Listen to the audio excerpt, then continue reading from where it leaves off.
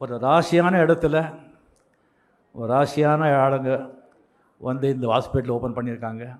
இது பயங்கரமாக மிகவும் பேரும் புகழும் பெறும் அப்படிங்கிறதுல எனக்கு அந்த சந்தேகமும் கிடையாது.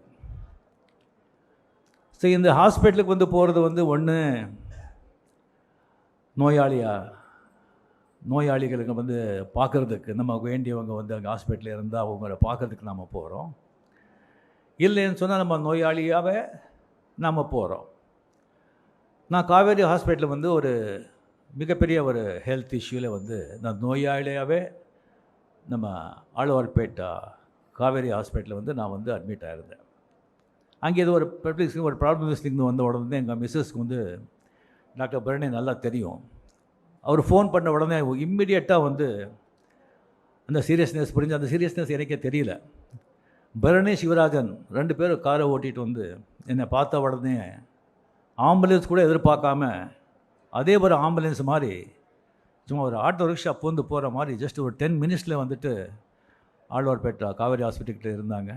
அங்கே ஃபஸ்ட் எய்ட் அங்கே கொடுத்து அதுக்கப்புறம் வந்து கம்ப்ளீட்டாக ஃபுல் ஸ்கேன் எல்லாம் திஸ்டிங்கெல்லாம் எடுத்து அதுக்கப்புறம் அவங்க டாக்டர்ஸ் எல்லாம் வந்து கம்ப்ளீட்டாக ஒரு 1/2 hour 1 hour அவங்க வந்து மீட்டிங்கு. இங்கே ஒரே ஒரு டென்ஷன்னு ஃபேமிலியில் எல்லாமே ஒரு 1.5 hour அப்புறம் வந்து சொல்கிறாங்க, இந்த மாதிரி ப்ராப்ளம் இருக்குது, இட்ஸ் அ மேஜர் ப்ராப்ளம்.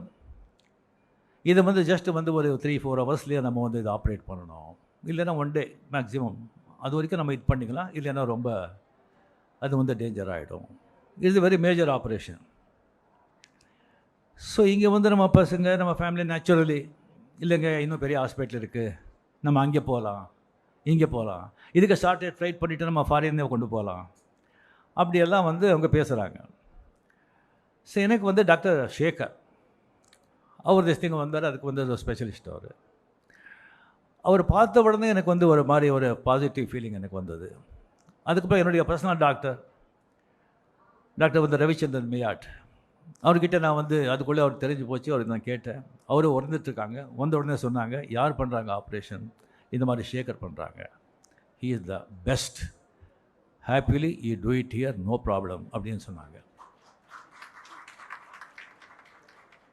அவர் வந்து சேகர் சொன்னாங்க, அவர் பண்ண அவங்க வந்து கோஆர்டினேட்டர்ஸ் எல்லாம் சொன்னாங்க, அவர் பண்ண 100% பேஷண்ட்ஸ் 100% எல்லாருமே சக்ஸஸ் தான், ஃபெயில்யூரே கிடையாது அப்படின்னு சொன்னாங்க. எனக்கு ரொம்ப கான்ஃபிடென்ஸ் திஸ்டிங் வந்தது.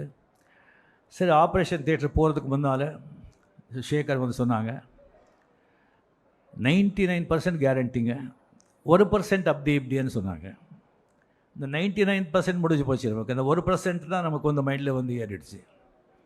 1%ன்னு சொன்னால் இப்போ எப்படின்னு சொன்னால் ஒரு வீடு, ஒரு நல்ல பங்களா, நல்லா ஷேட்லேயரு, நல்ல கிரானைட்டு, மார்பிள், நல்ல லட்ச கணக்கில் சோஃபா எல்லாம் போட்டு அருமையான வீடு. ஆனால் ஏதோ ஒரு நாகப்பாம்பு இங்கே இருக்குது, அதை மட்டும் நீங்கள் பார்த்துக்குங்க அப்படின்னு சொன்னால் எப்படி இருக்கும்? அந்த மாதிரி அந்த 1% அது கம்ப்ளீட்லி வந்து அனஸ்தீசியா கொடுக்குற வரைக்கும் அந்த 1% தான் மைண்டில் இருந்தது எனக்கு. இந்த அனஸ்தீசியா கொடுத்த கம்ப்ளீட்லி அந்த ப்ராசஸ் வந்து சரியாக வந்து ஒரு 6-7 hours ஆச்சு. அதுக்கப்புறம் கண் திறந்து வந்து பார்த்தா